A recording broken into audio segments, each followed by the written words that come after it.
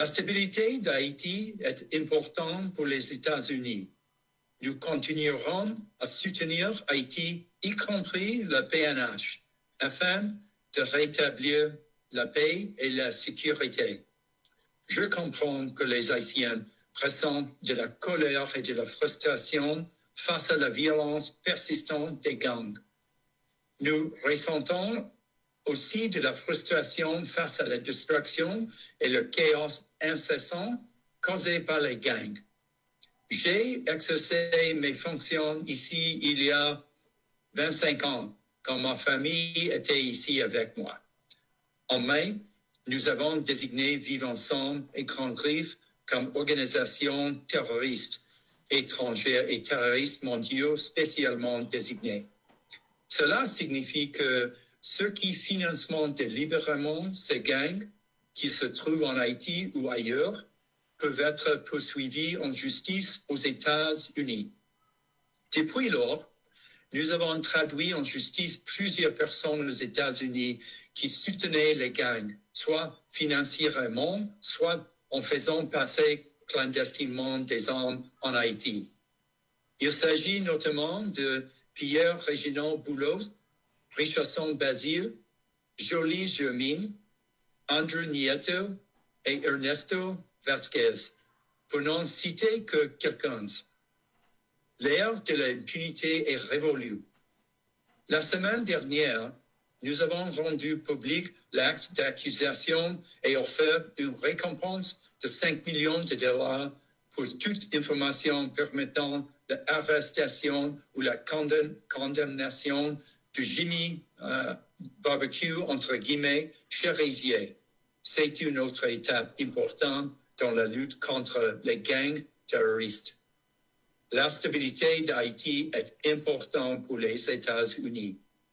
Le Bureau d'appui des Nations Unies, qui soutient une mission plus importante, est revitalisé et autorisé par les conseils de sécurité des Nations Unies en Haïti et opérant en vertu d'un mandat au titre du chapitre 7 contribuera à rétablir l'ordre.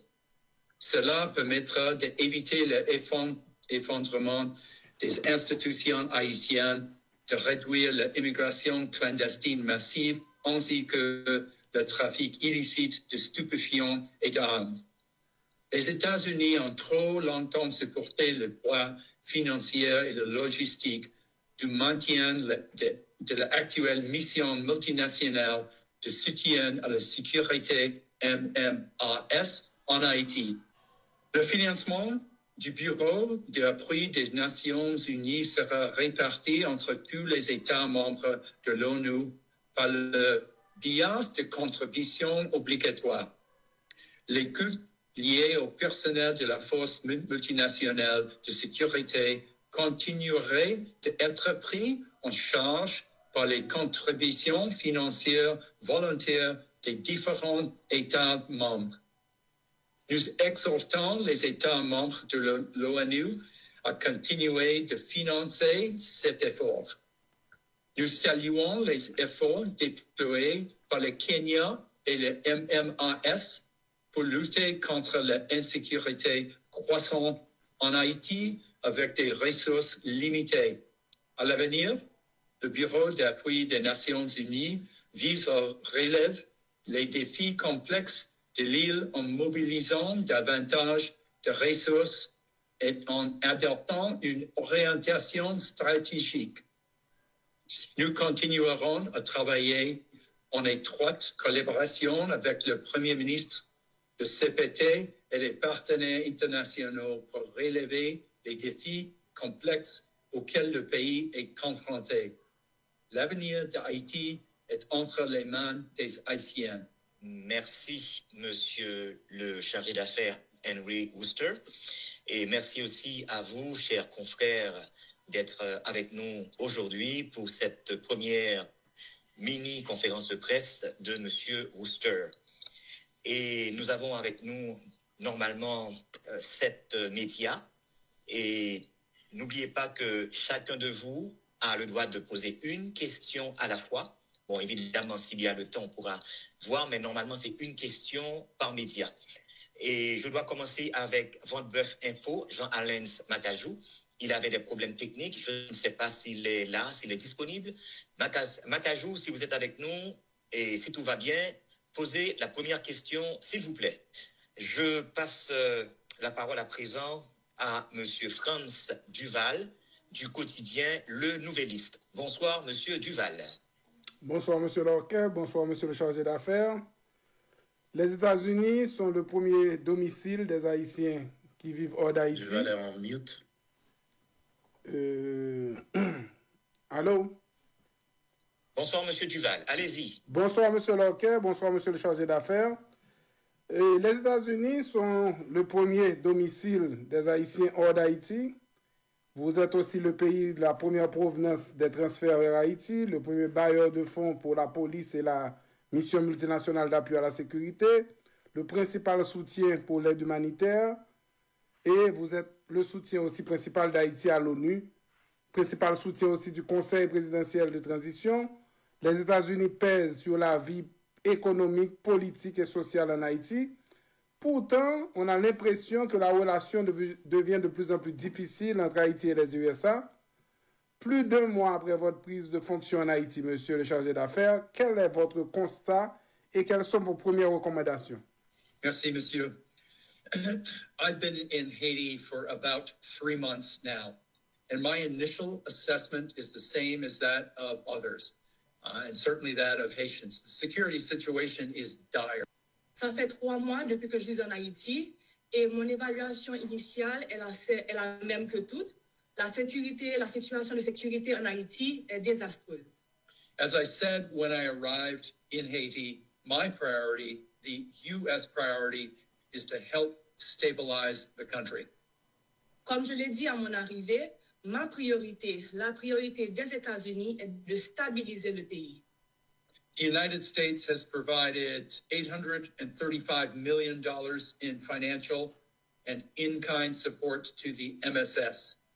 Les États-Unis ont fourni un apport financier de 835 millions de dollars et aussi en nature à la MSS. That figure does not include the $248 million we have provided the HMP since 2021. Ce montant n'inclut pas les 248 millions que nous avons fournis à la police nationale depuis 2021. It's clear that the MSS needs to change to something different to be able to restore security. Il est clair que la MSS doit changer de façon différente afin de pouvoir restaurer la sécurité. And that is why we are asking the UN and partners to help. Et c'est pour cela que nous demandons aux Nations Unies et aux partenaires d'aider. Merci, monsieur le chargé d'affaires. Nous passons la parole à présent plus précisément à Wesley Renaud-Jean, journaliste. Bonsoir, chers confrères et consoeurs, et bonsoir, Joël, bonsoir, monsieur l'ambassadeur. Ma question, c'est que vous avez évoqué tout à l'heure le fait que les États-Unis ont mis sur une liste de terroristes, ont déclaré groupes terroristes ou bien organisations terroristes des groupes de gangs en Haïti. Vous avez cité des primes, des gros chefs de gang sur les têtes de qui des primes sont mises. Et je voudrais savoir, ces groupes terroristes dont parlent les États-Unis, qu'est-ce qui vous empêche de venir les chercher vous-même quand on sait que vous avez des lois, vous avez des politiques qui vous permettent d'intervenir sur des sols étrangers pour arrêter ou bien traquer des groupes que vous avez identifiés comme groupes terroristes? Oui. So the United States has declared that it will not send U.S. troops to Haiti. We intend to support, our objective is to support the UN support office here. Les États-Unis ont précédemment déclaré qu'ils ne vont pas envoyer de troupes en Haïti et nous voulons supporter complètement le Bureau des Nations Unies, le Bureau d'appui des Nations Unies. On prend Aïbo Post, M. Widlor Mérancourt de Aïbo Post. Merci, Monsieur Lorquet. Thank you very much, Mr. Chargé d'affaires. My question is this. The newly appointed Director General of the Haitian National Police, Mr. Vladimir Parizon, was previously dismissed from the police and indicted for gun trafficking. So my question is, is the United States concerned about this history, and do you expect his appointment to affect the cooperation between the embassy and the Haitian National Police? And I would also like to know if such impact is going to happen. Could you give us a few details, on that matter? Thank you. Sure. So, as is obvious probably from my remarks already, the United States continues to support the HNP. We've provided equipment, we've provided training, and we will continue to do so. The U.S. has been a strong partner to the HNP, and our engagement with that organization is grounded on our shared priority to combat the gangs, for the very simple reason that the gangs cannot triumph here over the state. Les États-Unis continuent de supporter la police nationale. Nous avons fourni des équipements et des formations et nous allons continuer à le faire.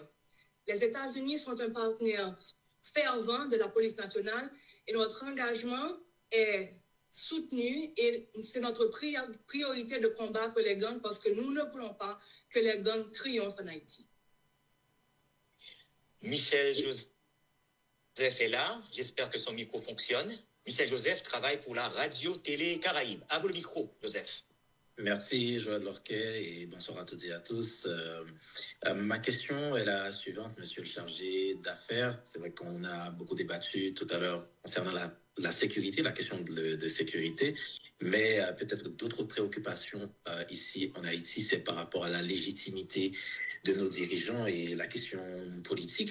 Dans un pays où la légitimité politique reste fragile, monsieur le chargé d'affaires, beaucoup estiment que la tenue d'élections crédibles est essentielle pour établir la confiance et la stabilité. Donc, est-ce qu'aujourd'hui, les États-Unis considèrent qu'Haïti est en mesure d'organiser ces élections dans ce contexte actuel de crise sécuritaire et politique? Et quel type d'appui concret que les États-Unis comptent-ils apporter pour que ce processus puisse aboutir à une gouvernance démocratique? Merci. So the United States and other international partners of Haiti, we remain ready to support efforts that advance the electoral process, including by supporting improvements in security. This needs to be a Haitian-led solution, and we and other partners intend to support Haiti to organize the elections. Les États-Unis et les autres partenaires internationaux sont prêts à supporter les efforts pour avancer le processus électoral, incluant en améliorant la sécurité. La solution d'Haïti doit être une solution menée par les Haïtiens et nous, moi et les partenaires internationaux, nous allons continuer à supporter les élections.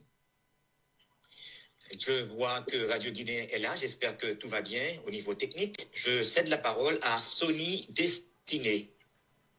Merci. Merci, monsieur Lorquet. Bonsoir, chers confrères et consoeurs. Bonsoir, monsieur le chargé d'affaires. Et aujourd'hui, Haïti semble être un pays en état de guerre si on se réfère au rapport des Nations Unies concernant la quantité des victimes de violences. Une question de 1993 à 2025, ça fait déjà une dizaine de missions officielles.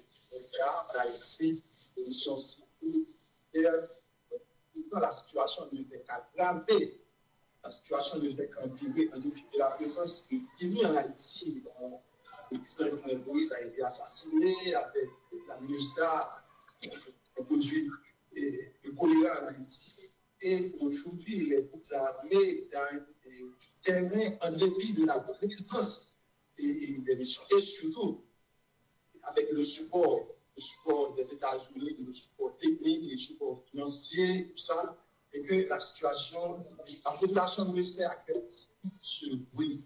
Aujourd'hui, en dépit des plans stratégiques élaborés, est-ce qu'on prend en considération, est-ce que Haïti participe à l'élaboration des plans stratégiques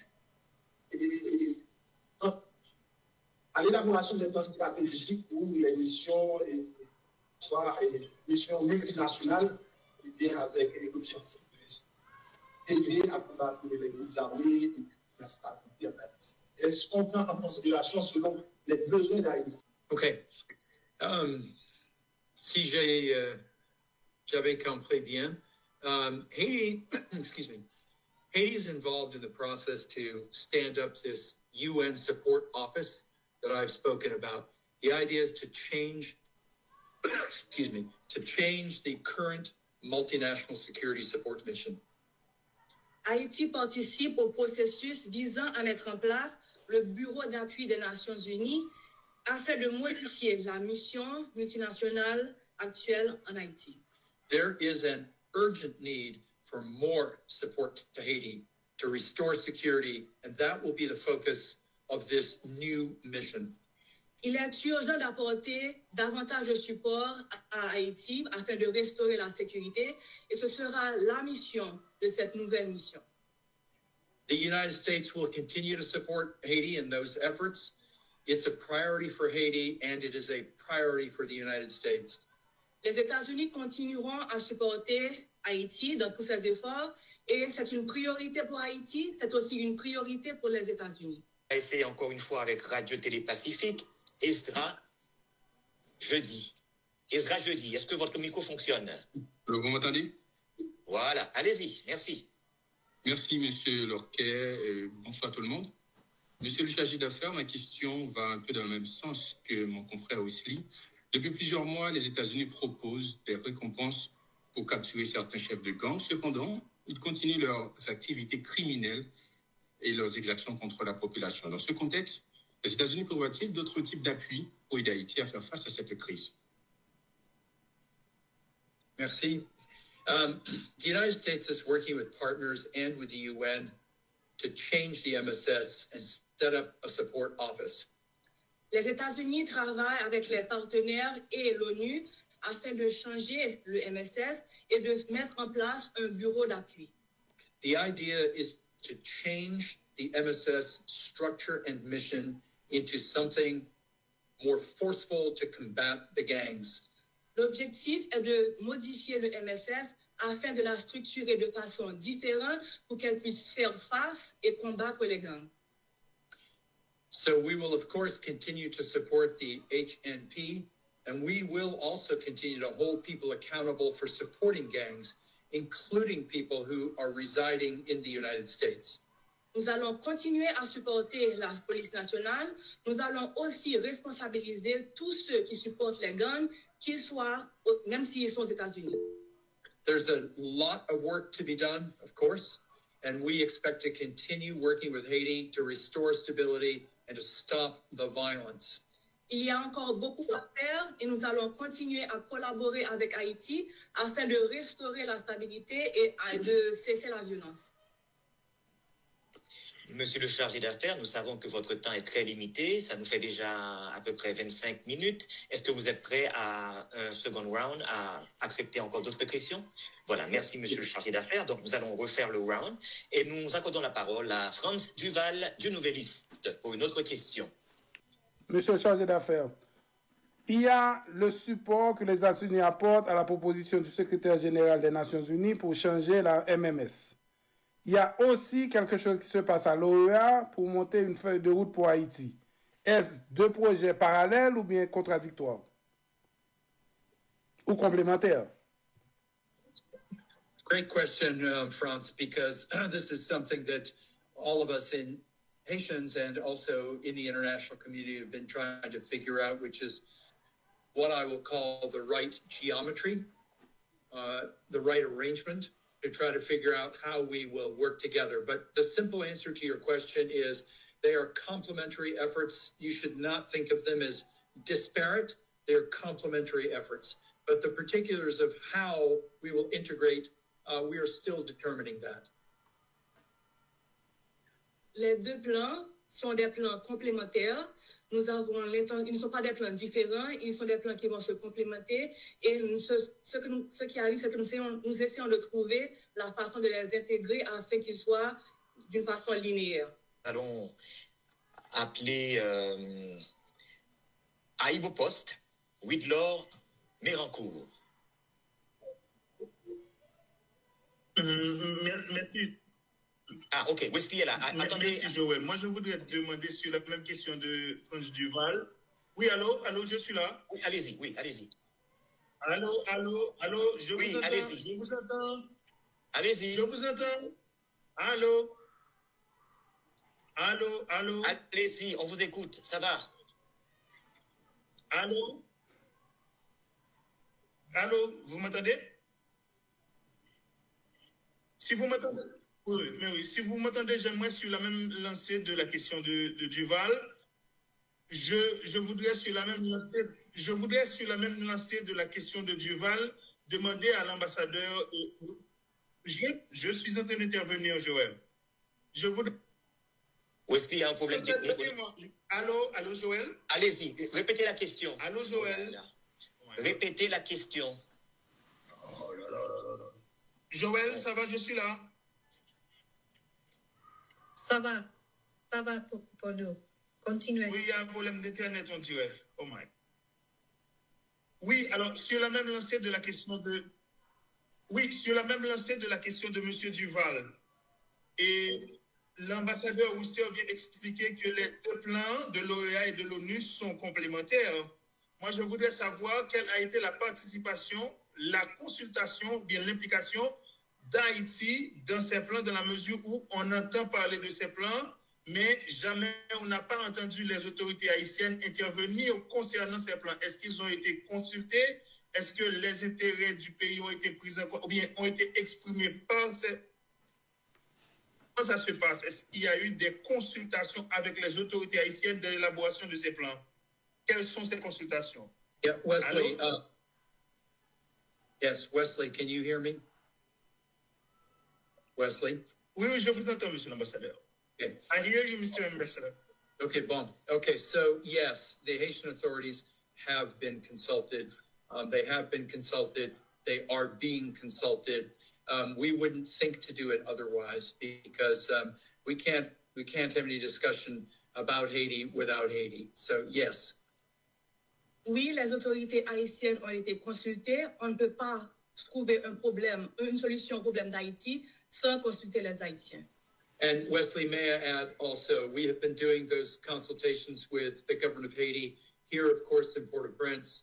We're doing them in Washington with your embassy and your ambassador there and your team. And we're doing them in New York with your team at the UN, your permanent representative at your mission in New York at the UN. So we're doing it on all three levels.